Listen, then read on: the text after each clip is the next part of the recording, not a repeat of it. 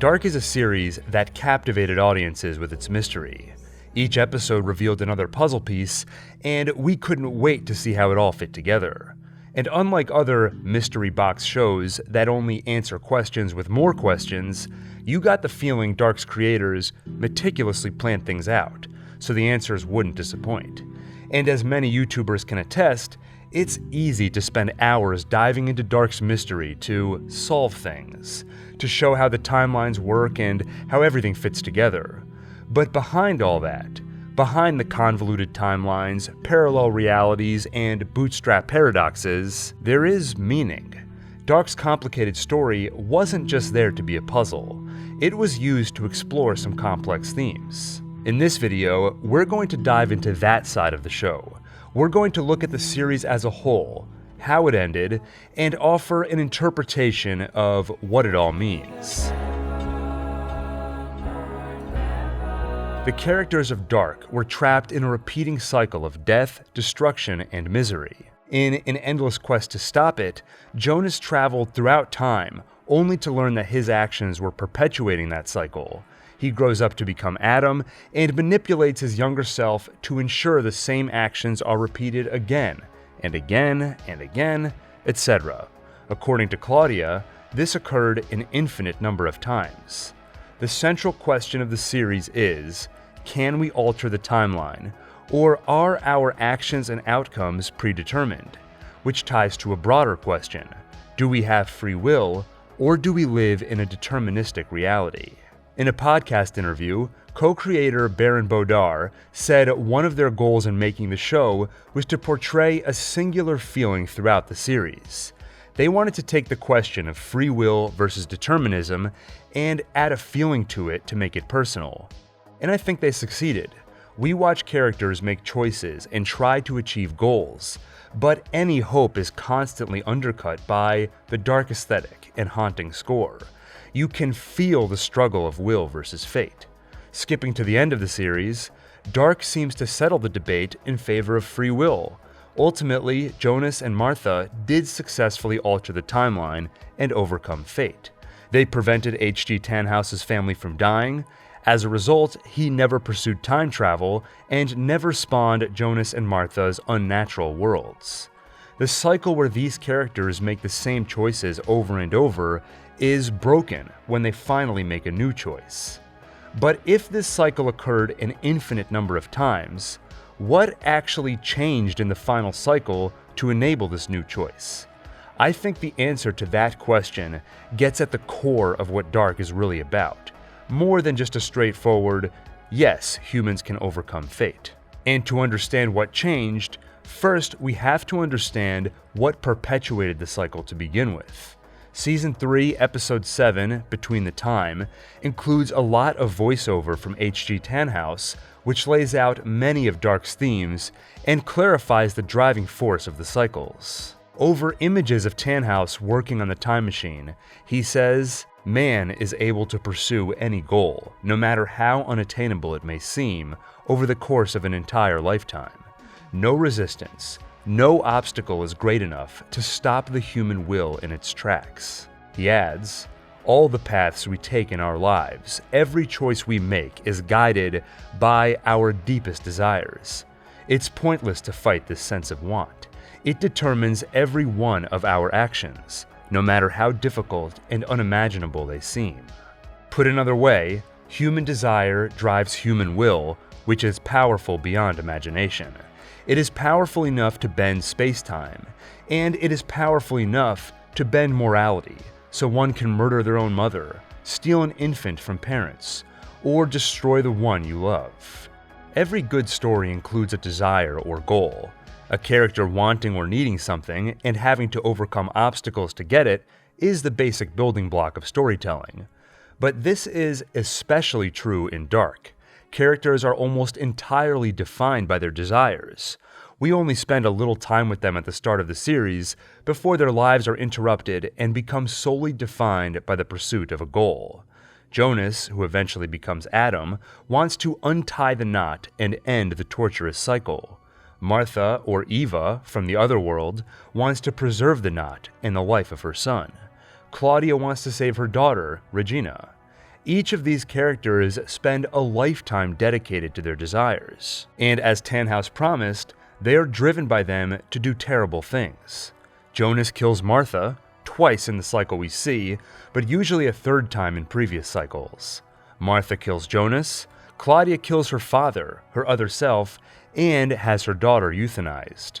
I focused on these three characters because they are the main players, manipulating events and their younger selves to perpetuate the cycle. But you can pick other characters too and see how their lives are also driven and destroyed by a singular desire. Ulrich, in his endless pursuit to find Mikkel, ends up disfiguring a child before growing old and alone in an institution.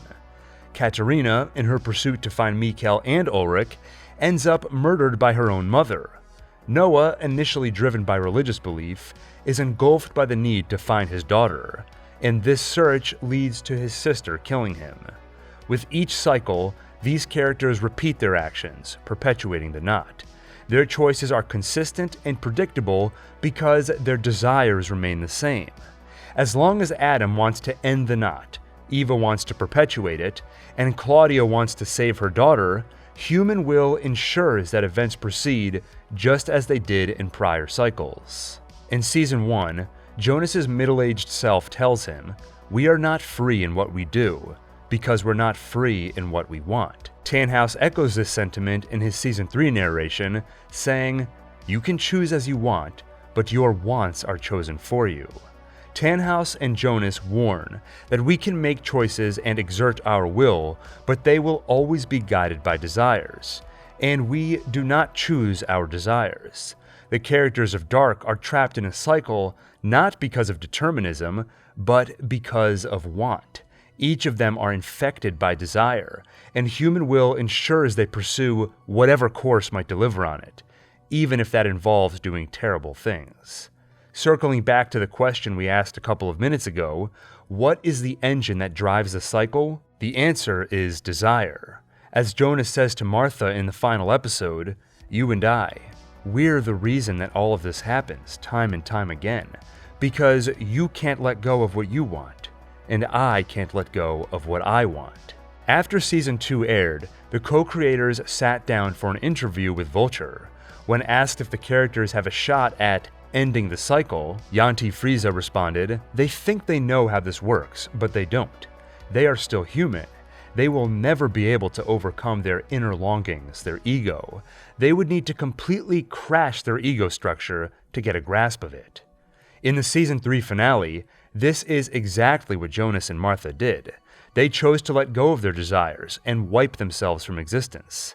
I don't think a person can more completely crash their ego than by erasing themselves and their entire reality. And as Friese pointed out, this required them to overcome their nature as humans. We all have inner longings that guide our actions, and to let go of them, we would have to let go of ourselves entirely, as Jonas and Martha did. But something was gained by their actions. The origin world was restored, meaning 2020 and 2021 pass without an apocalypse. And all the characters who were not born of Jonas and Martha's impossible family tree get to exist in a reality not necessarily doomed to tragedy, with the exception of Torben's eye. In the origin world, either through a quantum aftermath or spiritual vision, Hannah vaguely recalls the other worlds. She tells her friends at the dinner table that she dreamt of a world that ended. And the weird thing is, she adds, that it felt really good, for everything to be over, like suddenly being free of everything. No wants, no needs, unending darkness. No yesterday, no today, no tomorrow, nothing. Through Hannah, Dark tells us that Jonas and Martha made the right choice, because although the feeling is weird to Hannah, it is ultimately a good feeling that the world ended. Jonas and Martha could never be happy, trapped in their cycle, but they knew Tannhaus might in the origin world. The same is true of Hannah, Torben, Regina, Bernadette, and the countless others spared by the apocalypse. They might be happy if given the opportunity to exist outside Jonas and Martha's doomed realities. And Dark tells us that potential for happiness is worth sacrificing for, even if it is someone else's happiness and not your own. It's a concept that only makes sense if, as Jonas and Martha did, you let go of your own ego and desires. If I were to sum up Dark in a sentence, I would call it a cautionary tale about how we can trap ourselves in cycles of bad behavior by succumbing to desire. On Dark, this was portrayed as literal cycles through time loops. And to drive the point home, they gave us an entire second world, only to show that even if things are different there, characters' desires drive them to similar outcomes. In an interview with The Hollywood Reporter, Dark's co-creators both agreed the ending is a happy one. Frieza, in particular, pointed out that it resonates on a personal level with viewers because we all sometimes ask ourselves the same questions. How does it feel to be almost in a prison because you can't get out of yourself? How can I get over always reacting in the same patterns to certain situations? How do I free myself from my reactions to certain impulses? Letting all of that go, for me, feels very satisfying. In my initial review of the finale, I said that I have mixed feelings about the ending, and that has not changed, but I can now be a little more specific.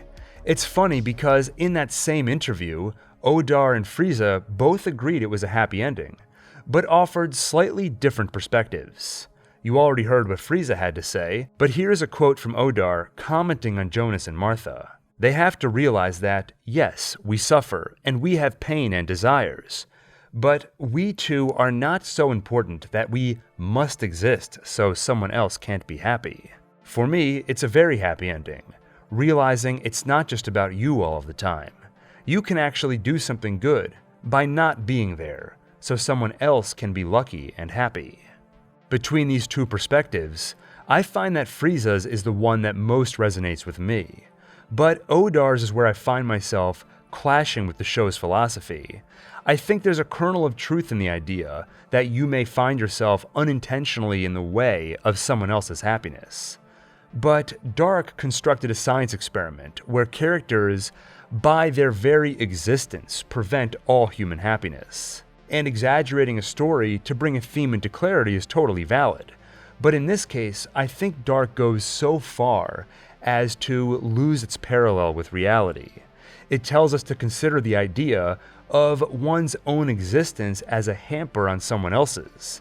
Personally, I find that to be an unhealthy philosophy. In my opinion, the kernel of truth that may be a little lost in the ending is that one may be a hamper on someone else's happiness due to a pattern of behavior, not due to one's fundamental existence. On the other hand, considering Frieza's view, I certainly agree that our desires are powerful enough to drive our behavior and define us entirely.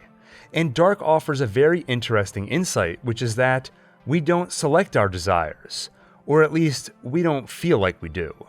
For example, a desire to discuss film and television prompted me to create this YouTube channel, but I can't tell you why I have that desire to begin with. And maybe I can deconstruct it to figure out what draws me to it, but ultimately, it doesn't feel like I chose the desire, and over the last few years, it has driven much of my behavior. There is a lot more we can say about Dark, but ultimately, I think the question of free will versus determinism is the driving force of Frieza and Odar's story. And they ultimately answer with the nuance that we may have will, but that comes with a responsibility to introspect and understand what drives our will. Is it a desire that traps us in a pattern of destructive behavior? Does it drive us to hurt ourselves? Or perhaps hurt someone else, maybe even the ones we love most? These questions can be, well, dark, but the ending is ultimately a hopeful one. It says that we can let go of the desires that drive us. It says that if you are trapped, you can still find Ariadne's red thread to lead you out of the labyrinth. Anyway, thank you for listening to me ramble, and please let me know your thoughts on Dark in the comments. What I presented in this video is my interpretation of the series, but that certainly doesn't mean it's definitive. The show is dense, complicated, and offers so much opportunity for differing opinions. So I would love to hear some of yours and continue discussing this amazing series. And if you enjoyed this video, please like, subscribe, and hit the bell icon so you can see more just like it. With that, thank you for watching and see you on the next One Take.